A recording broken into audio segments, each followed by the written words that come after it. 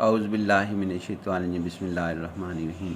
देखें जी, ये हम जो है थर्ड ऑर्डर डिफरेंशियल क्वेश्चन कर रहे हैं, जिसको जो कि पैरामीटर ऑफ वेरिएशन से हम यहाँ पे करेंगे। इससे पहले हमने सेकंड ऑर्डर के साथ जो है सेकंड ऑर्डर डिफरेंशियल क्वेश्चन पर पैरामीटर्स ऑफ वेरिएशंस का मेथड अप्लाई किया था। तो यहाँ पे इस साइड पर फ़िलहाल x है और इसको मोर देन वन वे से सॉल्व किया जा सकता है, यानी यूसी मेथड से भी, विदाउट यूसी मेथड से भी, और भी तरीक़ेकार मौजूद हैं, लेकिन हम यहाँ पे इसको सॉल्व करेंगे पैरामीटर ऑफ वेरिएशन के मेथड से। उसके बाद D Q minus D into Y is equal to X हमारे पास होगा। आगे हमारे पास क्या कहते हैं, यहाँ पर ऑक्सिलरी इक्वेशन लिखी गई। ये देखें जी, ये ऑक्सिलरी इक्वेशन आ गई, D three minus D is equal to zero, फिर डी कॉमन लिया, डी इसके minus one is equal to zero, D की वैल्यू ज़ीरो और D minus one is equal to zero. तो और डी प्लस वन, यानी इसकी फैक्टराइजेशन हमने यहाँ पे कर ली, D plus one is equal to zero, तो D is equal to zero, D is equal to plus one, D is equal to minus one हमारे पास आ गया। तो इसके बाद इसके हमने जनरल सोल्यूशन का कम्प्लीमेंट्री फंक्शन लिखा। तो कम्प्लीमेंट्री फंक्शन हमारे पास वाई सी डिफरेंट रूट्स आने की वजह से A E raise to power zero X plus B E raise to power X plus C E raise to power minus one X, इसको हमने डिफरेंट रूट्स यहाँ पे फाइंड आउट किया। ये डिफरेंट रूट्स हमने हायर ऑर्डर डिफरेंशियल इक्वेशंस के folder में भी बनाने के तरीक़ेकार को डिस्कस किया है, वो आप पढ़ सकते हैं। उसके बाद आता है जी, हमने जितने भी कॉन्स्टेंट्स होंगे ए बी सी, उनके नाम रखने हैं। एक का नाम, पहले का नाम u1, दूसरे कांस्टेंट का नाम ये देखें u1 रखा, और जो इसके साथ है उसको ऐसे ही लिख लिया। उसके बाद जो हमारे पास क्या कहते हैं b का नाम u2 रखा, और जो इसके साथ लिखा है फंक्शन वो हमने लिख लिया। और उसके बाद हमारे पास c है, c कांस्टेंट का नाम u3 रखा, method of parameter of variation में साथ ये लिख लिया।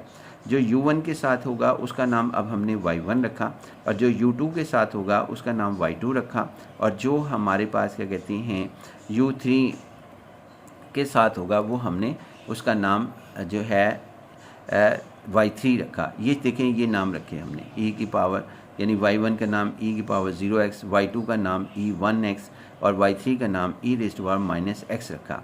अब ये चूँकि थर्ड ऑर्डर डिफरेंशियल क्वेश्चन है, ये देखें ये थर्ड ऑर्डर डिफरेंशियल क्वेश्चन है। अगर ये थर्ड ऑर्डर डिफरेंशियल क्वेश्चन है तो इसके सेकंड डेरिवेटिव लेंगे method of parameter of variations के अंदर, एक कम लेते हैं। तो यहाँ पे यानी कि टू डेरिवेटिव्स लेंगे इसके। अगर ये फोर्थ ऑर्डर डिफरेंशियल क्वेश्चन होती तो फिर इसके ये y1 y2 y3 के 3 टाइम्स डेरिवेटिव लेते, यानी थर्ड डेरिवेटिव लेते हर एक के, y1 का भी थर्ड, y2 का भी थर्ड, y3 का भी थर्ड। लेकिन अब हमारे पास चूँकि ये थर्ड ऑर्डर डिफरेंशियल क्वेश्चन है तो लिहाजा y1 का भी आप सेकंड डेरिवेटिव लेंगे, y2 का भी सेकंड डेरिवेटिव लेंगे, y3 का भी सेकंड डेरिवेटिव लेंगे। वो हमने ये लिया जी इसके अंदर। इसमें y1 का ये 1 हो गया, e की पावर 0x, फर्स्ट डेरिवेटिव 0 होगा वह कांस्टेंट का, फिर सेकंड डेरिवेटिव 0 होगा कांस्टेंट का, फिर y2 का derivative E raise to power x का डेरिवेटिव भी E raise to power x होगा, सेकंड डेरिवेटिव भी E raise to power x होगा, और थर्ड का यानी y3 का डेरिवेटिव जो है E raise to power minus x है तो minus E raise to power minus x होगा, और y3 डबल डैश हमारे पास E raise to power minus x होगा। अब हमने इसका जो w लिखना है ये पहले वाले तरीके की तरह नहीं लिखा जाएगा, ये लिखेंगे वैसे ही वहाँ पे, लेकिन थोड़ा सा फ़र्क पड़ गया y1 y2, जबकि सेकंड ऑर्डर में हम सिर्फ y1 और y2 तक जाते थे। थर्ड ऑर्डर डिफरेंशियल क्वेश्चन में यानी हम y1 y2 y3 तक जाएंगे। ये हमारे पास थर्ड ऑर्डर डिफरेंशियल क्वेश्चन होने की वजह से हम जो है यहाँ पर ये थर्ड ऑर्डर है तो हम यहाँ पे y1 y2 y3 तक जाएंगे। अगर ये फोर्थ ऑर्डर डिफरेंशियल क्वेश्चन हम कर रहे होते मेथड ऑफ पैरामीटर और वेरिएशन के साथ, तो फिर यहाँ y1 y2 y3 y4 तक जाना था। फ़िलहाल ये हम 3 तक गए, y1 y2 भी y3, और इसका चूँकि ये 3 तक गए हैं यानी थर्ड ऑर्डर है तो इसका सेकंड डेरिवेटिव तक हम नीचे लिखेंगे y1 y1 dash y1 double dash y2 dash y2 double dash y3 dash y3 double dash हमारे पास होगा। फिर इसके बाद हम अगर ये फॉर एग्जांपल फोर्थ होता, यानी कि फोर्थ d4 हमारे पास होता, फोर्थ डेरिवेटिव होता हमारे पास क्वेश्चंस के अंदर, ये मैं वैसे ही आपको बता रहा हूँ कि जनरलाइज कर लें, d4 होता है यहाँ पर यानी फोर्थ डेरिवेटिव होता, तो फिर हम किस तरीके से w लिखते। w हमने लिखना था फिर इस तरीके से y1 y2 y3 y4, और फिर यहाँ पे इसके डेरिवेटिव जो है y1 dash y2 dash y2 y1 double dash y1 double dash y1 double dash y1 triple dash. Similarly y2 dash y double dash y2 triple dash. इसी तरह ये इसके ट्रिपल डैश। फिर इसी तरह y4 अगर हमारे पास होता है तो y4 dash y4 double dash y4 triple dash, क्योंकि फोर्थ ऑर्डर डिफरेंशियल इक्वेशन में w में हम जो है थर्ड डेरिवेटिव तक जाते। फ़िलहाल ये हमारे पास जो है ये थर्ड ऑर्डर डिफरेंशियल इक्वेशन है, उसका w में सेकंड डेरिवेटिव तक हम ये जाएंगे। याद रख लें इस फार्मूले को। उसके बाद ये हमारे पास क्या कहते हैं, इसके अंदर एक बात और याद रखें कि अगर ये फोर्थ ऑर्डर होता, यानी ये फोर्थ ऑर्डर डिफरेंशियल इक्वेशन होती, तो यहाँ पे प्लस u4 y4 भी आना था इस जगह पर। जिस तरह ये u1 y1 plus u2 y2 plus u3 y3 है, प्लस u4 y4 भी आना था। उसके बाद फ़िलहाल ये हमारे पास जो डिफरेंशियल इक्वेशन है वो थर्ड ऑर्डर है। इनकी वैल्यूज़ को रखा जी। y1 की वैल्यूज़ e⁻0x जो कि 1 है, 1 लिखी। y1 डैश की वैल्यू 0 ये हमारे पास लिखी। y1 डबल डैश की वैल्यू 0 हमारे पास हो गई। y2 की वैल्यू e⁻x, y2 डैश की वैल्यू यहाँ पे रखी ex सब की वैल्यू हमने यहाँ पर जो है वो सब्स्टिट्यूट की।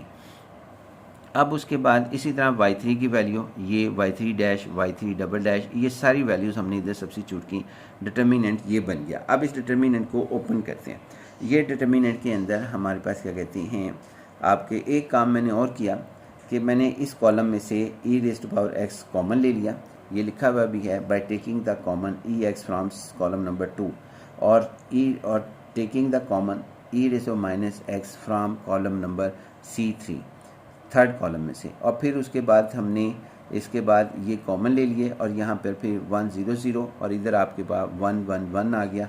1 1 कॉमन लेने के बाद ये 1, ये -1, ये +1 और फिर उसके बाद हमारे पास क्या कहते हैं e⁻x को जब मैंने हल किया तो इज़ इक्वल टू 1 के बराबर है, तो यहाँ पर 1 लिख दूँगा। और इसका डिटर्मिनेंट जो है वो मैंने ओपन करना है, जो आम तरीके से हम ओपन करते हैं। तो डिटर्मिनेंट कॉमन वे से जी हमने ओपन किया, ये कॉमन वे से हमने इसको ओपन किया। आप इसको ओपन आसानी के साथ कर सकते हैं। तो 1 ये हमारे पास आ गया जी। डिटर्मिनेंट जो ओपन किया 1 × 1 + 1, बाकी जो है 2 आ गया। w जो है वो आपके पास 2 आया जी। w = 2 आपके पास लिखा गया, लिहाजा w मालूम हो गया। अब हमारा टारगेट ये है कि किसी तरह u1 फाइंड आउट किया जाए, u2 फाइंड आउट किया जाए, u3 फाइंड आउट किया जाए। वो कैसे फाइंड आउट करते हैं वो अभी हम आपके साथ डिस्कस करते हैं।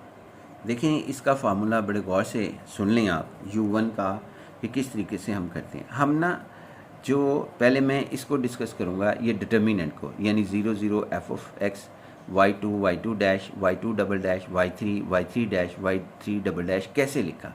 मैं ये कहूँगा अगर आपको क्रैमर रूल याद हो तो उसके अंदर हम ये करते थे कि हम इसके अंदर यहाँ पे ये करते थे कि आपके पास जो भी एक डिटर्मिनेंट होता था, जैसा ये डिटर्मिनेंट है आपके पास y1 dash, y1 double dash, अगर हमने पहला कॉलम की जगह एक अलहदा कॉलम लिखते थे। फ़िलहाल यहाँ पे ये है कि अगर आपने u1 लिखना है तो ये सारा डिटर्मिनेंट पूरा लिखना है, यानी y1 से लेके y3 डबल डैश तक सारा डिटर्मिनेंट लिखना है, यानी जो w के अंदर लिखा हुआ है।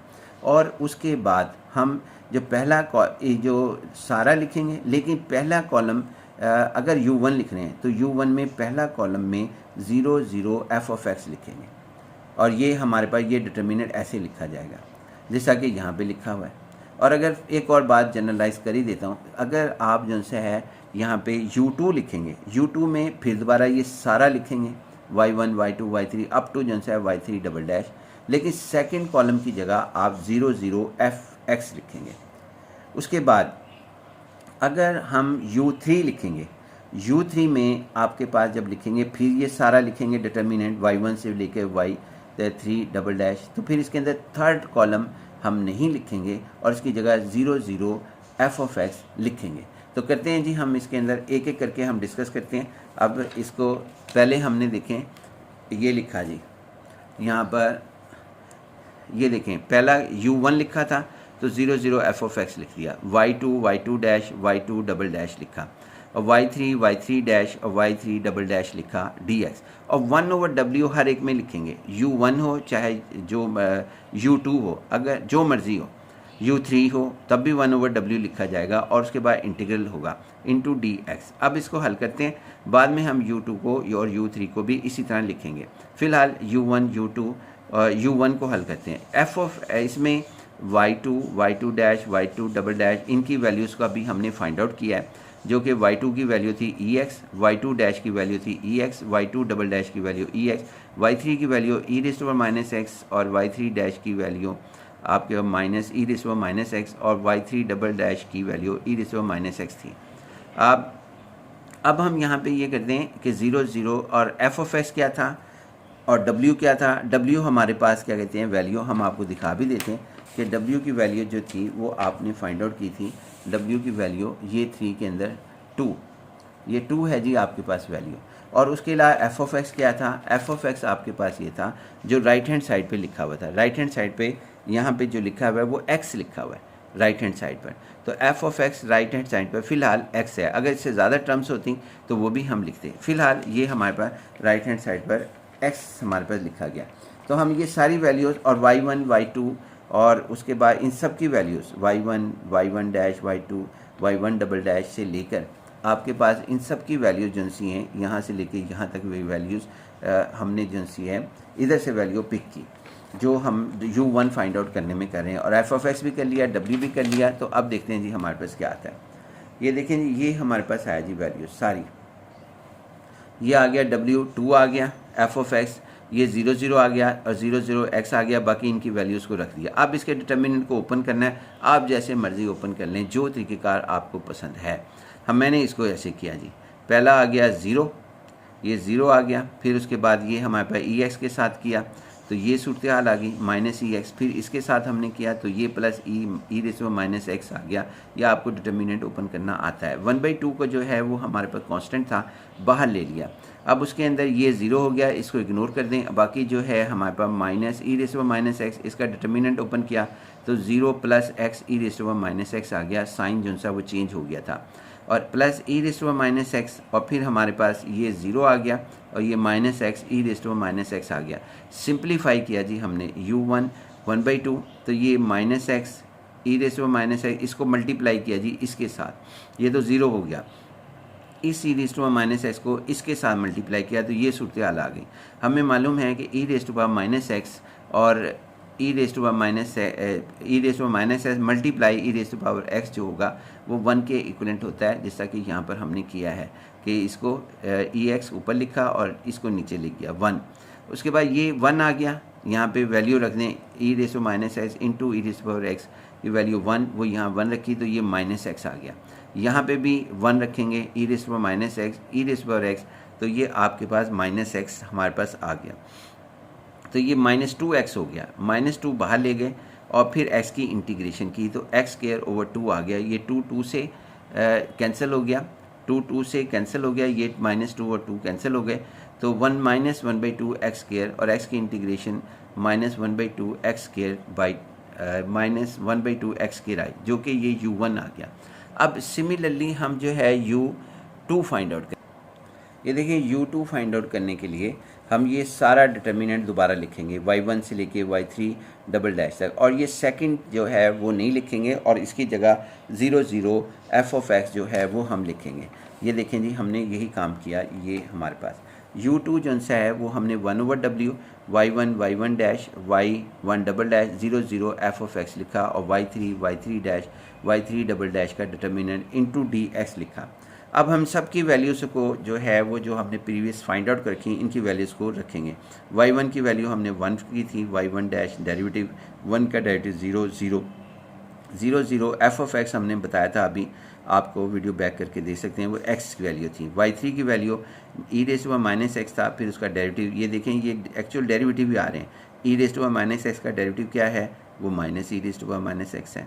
यानी ये यहाँ से भी मालूम की जा सकती है, चाहे आप वैल्यू को देख के मालूम कर लें जो हमने पहले की थी, या यहीं पे दोबारा कर लें e⁻x और फिर देखें इसका डेरिवेटिव माइनस e⁻x, फिर इसका साइन चेंज करें यानी कि डेरिवेटिव लें तो ये plus E raise to power minus X. अब इसके डिटर्मिनेंट को जी हमने ओपन करना है ताकि हम इसे इंटीग्रेट कर सकें।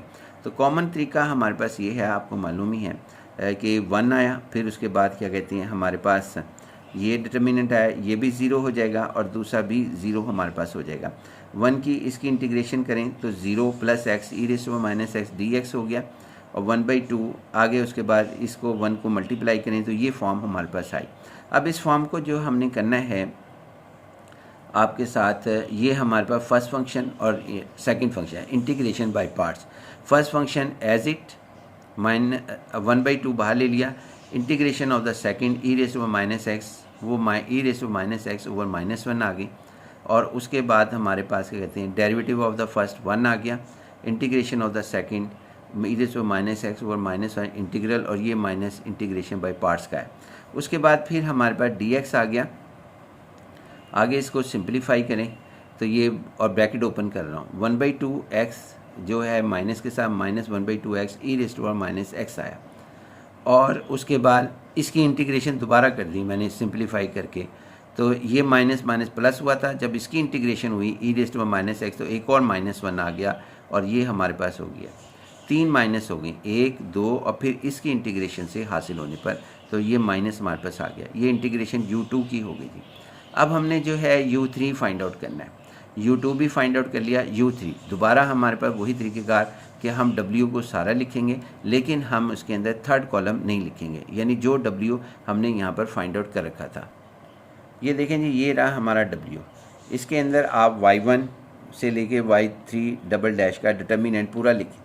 इस डिटर्मिनेंट में चूँकि अब हम u3 मालूम कर रहे हैं तो फिर ये नहीं लिखेंगे कॉलम, बाकी सारा लिखेंगे और उसके बाद यहाँ पे लिखेंगे 0 0, जहाँ पे नहीं लिखना वहाँ 0 0 एफ ऑफ एक्स लिखेंगे और एफ ऑफ एक्स की वैल्यू जो है वो हमारे पास x है और उसके बाद यहाँ y1 से लेके सारी values y1 y1 dash y1 double dash y2 dash y2 double dash ये सारी वैल्यूज़ इधर लिखी हुई हैं, ये वैल्यूज़ हम यहाँ पर पुट कर देंगे और एफ ऑफ एक्स जो हमारे पास राइट हैंड साइड हमारे पास मौजूद है यानी इसकी एफ ऑफ एक्स ये हमारे पास लिखा जाएगा।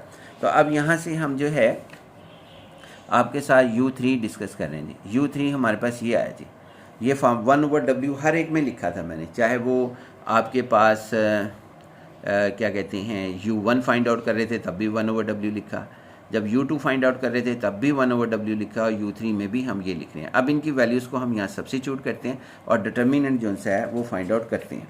तो यहाँ पर आपके साथ जो है जब हमने वैल्यूज़ को फाइंड आउट किया, यानी ये देखें हमने इसके अंदर तो u3 इनकी वैल्यूज़ को रखा, आप बेशक चेक कर लीजिएगा कि हमने हर एक की वैल्यू रखी है, यानी y1 dash y1 double dash y2 dash y2 double dash और 0 0 एफ ऑफ एक्स की वैल्यू x। डिटर्मिनेंट को ओपन किया तो हमारे पास x E raise to power x आ गया, फिर इंटीग्रेशन बाय पार्ट्स करेंगे 1/2 हमारे पास बाहर आ गया। फर्स्ट फंक्शन एज इट, ये फर्स्ट मैंने पॉलिनोमियल को रखा और पॉलिनोमियल को ही रखना चाहिए था। First function as it, integration of the second E X over 1 minus derivative integral और फिर उसके बाद फर्स्ट फंक्शन का derivative 1 integration of the second E X over 1 और डी एक्स हमारे पास लिखा गया। उसके बाद फिर हमने इसकी 1 मल्टीप्लाई भी कर रहा हूँ 1/2 एक्स, यानी आप X E raise to power X चलें बाद में मल्टीप्लाई कर लेंगे, फिर इसकी इंटीग्रेशन की ई एक्स की, क्योंकि ये 1 सारे मिलकर ई एक्स की इंटीग्रेशन बता रहे हैं कि ई एक्स की इंटीग्रेशन करनी है। ई एक्स की इंटीग्रेशन जो है वो आपके पास ई एक्स रह गई, लिहाजा ये हमारे पास इसके अंदर लिखा गया। अब हमने इन सब वैल्यूज़ को u1 u2 u3 की वैल्यू हमने फाइंड आउट कर ली और उनके नंबर 4 5 6 में, u1 की वैल्यू 4 में है, u2 की वैल्यू 5 में है और u3 की वैल्यू 6 में है। इनकी वैल्यूज़ को हमने yp जो कि हमने 2 में लिखा हुआ है उसके अंदर वैल्यूज़ को सब्स्टिट्यूट किया तो ये रिज़ल्ट हमारे पास आया जी, ये रिज़ल्ट हमारे पास आ गया। ये u1 की वैल्यू है, u1 की वैल्यू -1/2 x² है और y1 की वैल्यू जो है 1 थी और u2 की वैल्यू हमारे पास -1/2 x E raise to power minus X plus E raise to power minus X है और y2 की वैल्यू हमारे पास E raise to power x है। और इसी तरह हमारे पास क्या कहते हैं u3 की value 1/2 x E raise to power x minus E X bracket close तक है और y3 E raise to power minus X है। इनकी वैल्यूज़ को हमने रखा। अब हम इनकी ब्रैकेट्स को ओपन करेंगे और सिंप्लीफाई करेंगे, यानी कि सिंप्लीफाई हम यहाँ पे करेंगे तो 1 -1/2 x² -1/2x, इसकी ब्रैकेट को ओपन किया तो ये है सूरत हाल होगी जब e minus X E raised power x के मल्टीप्लाई किया, -1/2 भी मल्टीप्लाई कर रहे हैं और यहाँ पर e रेस्ट पावर एक्स आ गया। ये दोनों को मल्टीप्लाई किया, फिर इसको मल्टीप्लाई किया जी, 1/2x E raised power X E raised power minus X, फिर उसके बाद 1/2 -1/2 ex E raised power minus X. ex और E raised power minus X आपस में कैंसिल हो जाएंगे तो ये 1 बन जाएगा, ये 1 बन जाएगा। E raised power minus X over E raised power X आपस में कैंसिल होकर 1 बनेगा। तो यहाँ भी 1 आ जाएगा, इधर भी 1 आ जाएगा। -1/2 एक्स स्क्वायर -1/2 एक्स और मल्टीप्लाई 1 तो -1/2 एक्स ही रह गया। और उसके बाद यहाँ पे -1/2 आपके पास हो जाएगा। ये देखें, ये लिख भी देता हूँ यहाँ पर E raised power minus X into E raised power X, तो ये E raised power X E raised power X is equal to 1। अच्छा जी, अब हमारे पास क्या कहते हैं, यहाँ पर -1/2 रह गया चूँकि ये 1 है, इधर +1/2 ई एक्स माइनस ये भी 1 हो गया हमारे पास, और -1/2 ये हमारे पास रिजल्ट आ गया जब इसकी value E minus X E raised power minus X into E raised power X रखी 1 बराबर आ गया। तो ये रिजल्ट आ गया जी हमारे पास सब वैल्यूज़ को जब हमने इधर रखा। अब इसमें मज़ीद सिंप्लीफिकेशन देखें हो जाएगी। ये +1/2 ई रेस्ट पावर एक्स +1/2 एक्स है, ये -1/2 एक्स है, ये दोनों आपस में कैंसिल हो गए। उसके बाद -1/2 एक्स स्क्वायर, ये हमारे पास -1/2 और -1/2 -1 बन गया। तो YP हमारे पास ये आया जी। अब हमने जनरल सोल्यूशन जो है वो लिखना है, जो कि आपके पास ये है y = YC + YP। तो YC की वैल्यू थी a + b E raised power x + c E raised power minus x. आप वीडियो बैक करके देख सकते हैं कि YC की वैल्यू यहाँ से लेके यहाँ तक है, और YP की वैल्यू अभी हमने फाइंड आउट की -1/2 एक्स स्क्वायर ई -1 हमारे पास होगा। देखिए, वीडियो पसंद आई तो आप ज़रूर इसको जो है लाइक भी करें, शेयर भी करें और सब्सक्राइब भी करें, और अपने कमेंट से ज़रूर आगाह करें ताकि हमें एहसास हो कि हम आपके लिए काम जो है वो यूज़फुल कर रहे हैं।